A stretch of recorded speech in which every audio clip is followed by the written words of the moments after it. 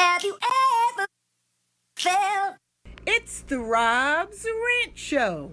With your host, Rob Bell. Are you listening? Damn.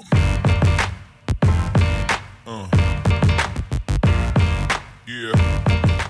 Two words. Betty Shelby. Let's talk about that when I come back.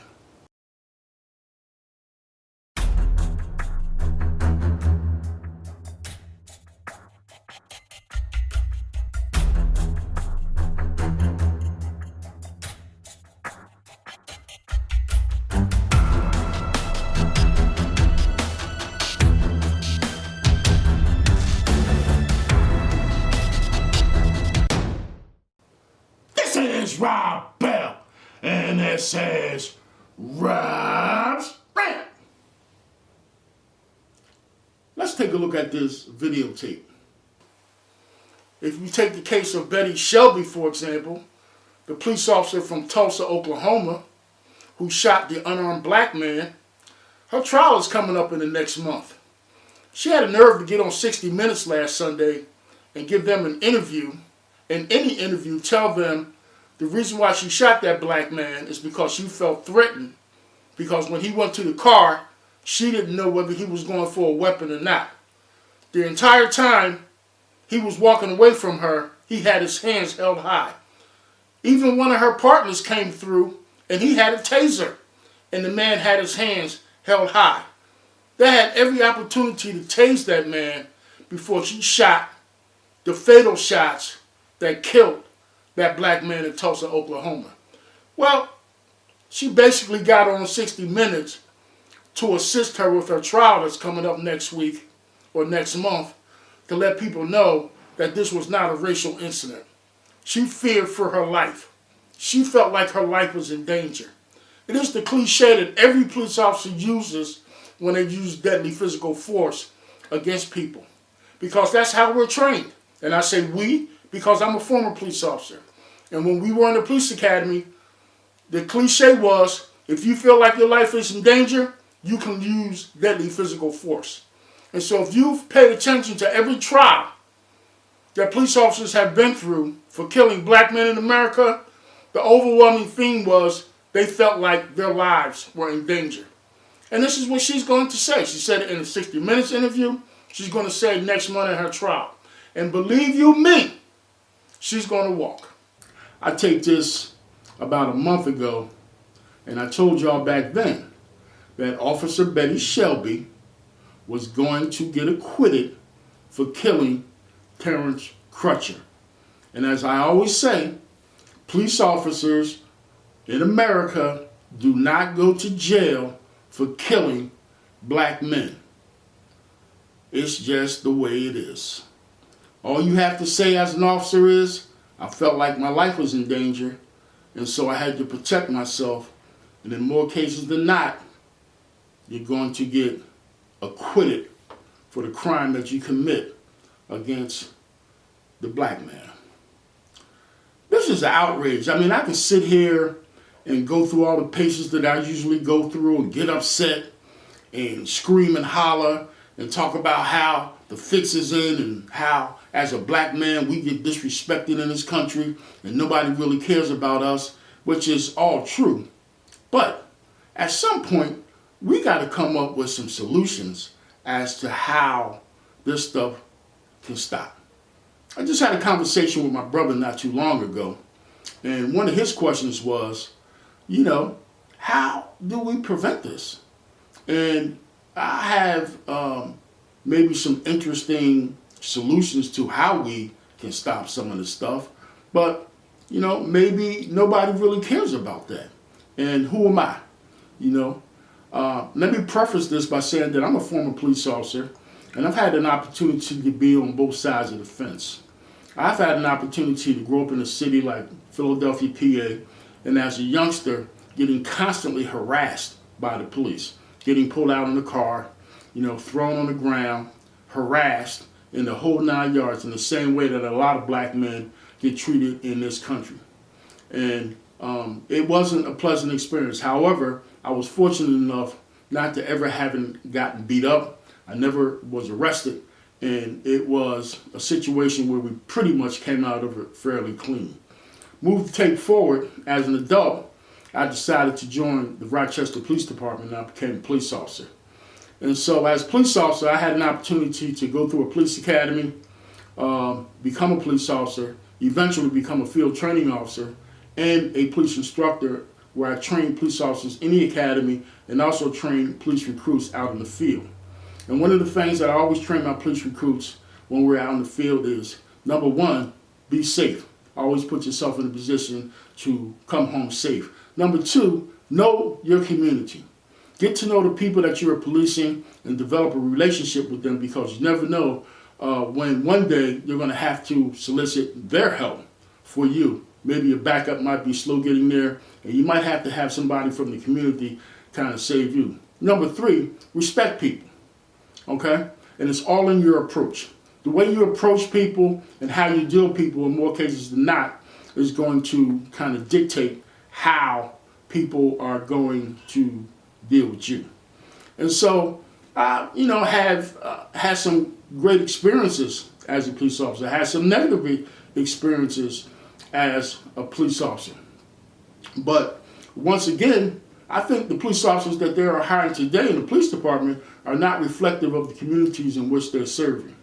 They are hiring these, for lack of a better word, Opie type people to put on a uniform and wear a badge. And they do great in the police academy, but then when you put them out in the street, they are, in more cases, faced with people who they've never reacted and had to deal with in any parts of their life. And so you have a lot of police officers out there that are simply scared. They're terrified. The tapes and the videos that they show you in the police academy, where police officers get killed and beat up, are indoctrinated in their minds when they come out in the street. They have a preconceived notion about who some people are, in more cases than not, African Americans, as being big bad wolves and strong and overpowering people. And when they have to deal with them and interact with them, the first thing they do is pull their weapon, because they're terrified. And they don't know how to deal with, in a lot of cases, black men in any other way.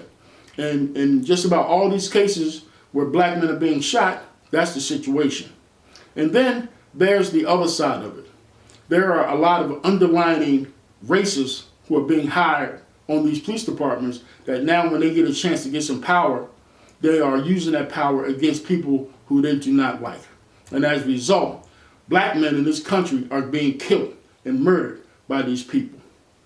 We have to look at the way people are being trained. We have to look at the way people are being recruited.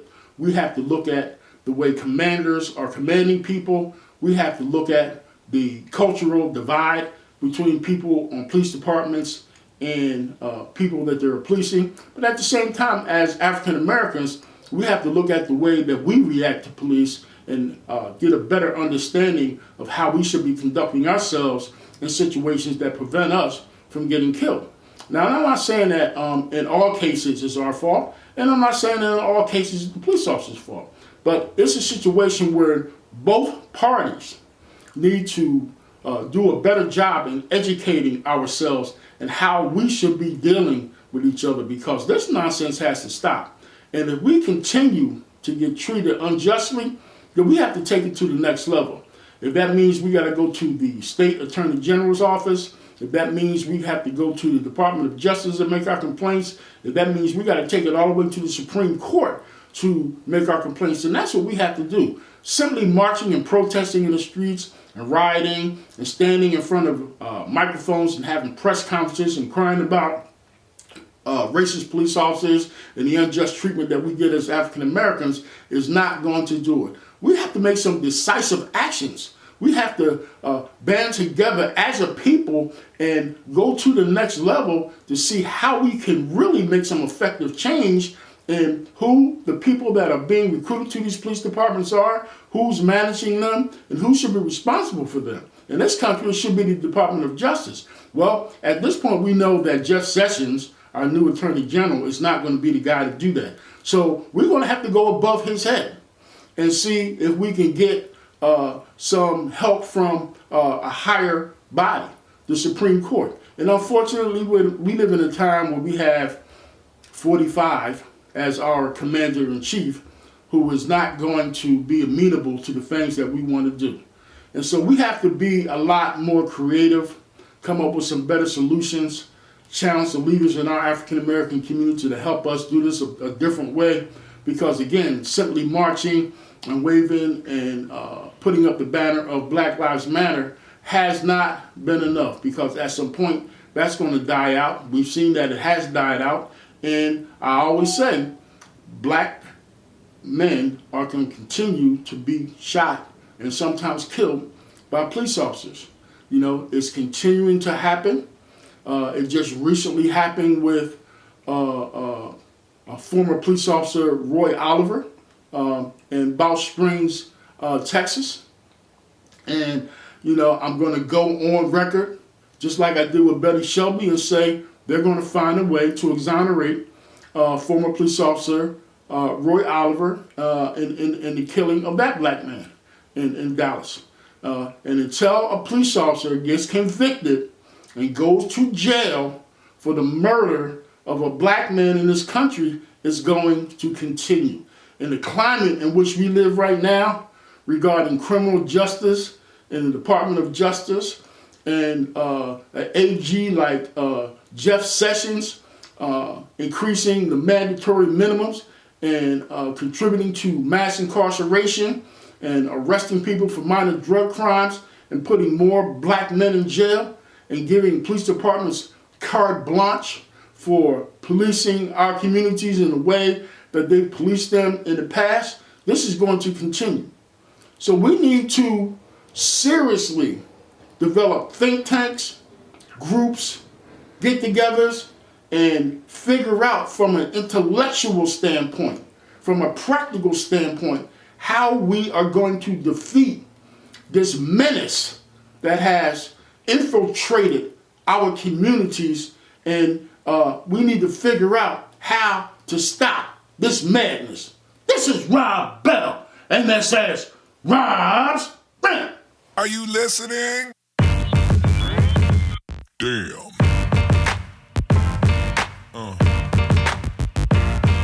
Yeah. Yeah. Now just rock on and just rock on and put your hands to the sky for the 215.